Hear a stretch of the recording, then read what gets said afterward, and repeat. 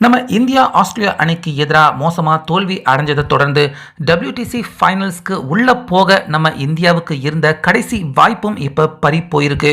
So இப்படி இருக்க post match ப்ரெசன்டேஷனில் கேப்டனான Rohit Sharma நம்ம இந்தியாவுடைய தோல்வியை பற்றி பேசியிருக்காரு. அதே போல் WTC ஃபைனல்ஸ்க்கு உள்ளே போகிறதுக்கான வாய்ப்பு நம்ம இந்தியா எழுந்ததை பற்றி கேள்வி எழுப்பினதுக்கு முற்றிலும் நாங்கள் WTC ஃபைனலில் விட்டு வெளியே போயிட்டோம் அப்படின்னு சொல்லிட முடியாது. எங்களுக்கு இருக்கிற ஒரு சில வாய்ப்புகளை நிச்சயமாக பயன்படுத்திக்கிட்டு நாங்கள் ஃபைனல்ஸ்க்கு முன்னேற முயற்சி பண்ணுவோம் அப்படின்னு ரோஹித் சர்மா சொல்லியிருக்காரு. இதில் முக்கியமாக கடைசி ஆட்டம் சிட்னியில் நடக்க இருக்கு. அந்த ஆட்டம் நிச்சயமாக நாங்கள் ஜெயிப்போம். அது ஜெயிச்சா நிச்சயமாக WTC ஃபைனல்ஸ்க்கு உள்ளே போகிறதுக்கான ஒரு சில வாய்ப்புகள் கணிசமாக எங்களுக்கு இருக்கும் அப்படின்னு நாங்கள் எதிர்பார்க்குறோம்னு ரோஹித் சர்மா சொல்லியிருக்காரு. ஸோ ரோஹித் அவர் சொன்னதை வச்சு பார்க்குறப்ப கடைசி ஆட்டம் நம்ம இந்தியா ஜெயிச்சாங்கன்னா ஆஸ்திரேலியாவுக்கு வின்னிங் பர்சன்டேஜ் கொஞ்சம் குறையும். அதுக்கு அப்புறமா ஆஸ்திரேலியா இலங்கைக்கு எதிராக 2 டெஸ்ட் மேட்ச் ஆட்டம் விளையாட போறாங்க. அந்த 2 டெஸ்ட் மேட்ச் ஆட்டமும் இலங்கை ஜெயிச்சாங்கன்னா நம்ம இந்தியா 2வது இடத்தை பிடிக்க முடியும். ஸோ நம்ம இந்தியாவுக்கு இருக்கிற கடைசி ஒரே வாய்ப்பு இந்த வாய்ப்பு தான்.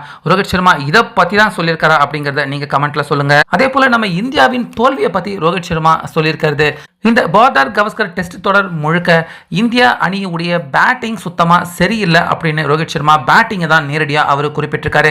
அதே போல தான் அவுட் ஆஃப் த ஃபார்ம்ல இருக்கிறதையும் ஒப்புக்கொண்ட ரோஹித் சர்மா இந்திய அணியில நிறைய பிளேயர்கள் தற்போது கம்ப்ளீட்டா ஃபார்ம் அவுட்ல இருக்காங்க.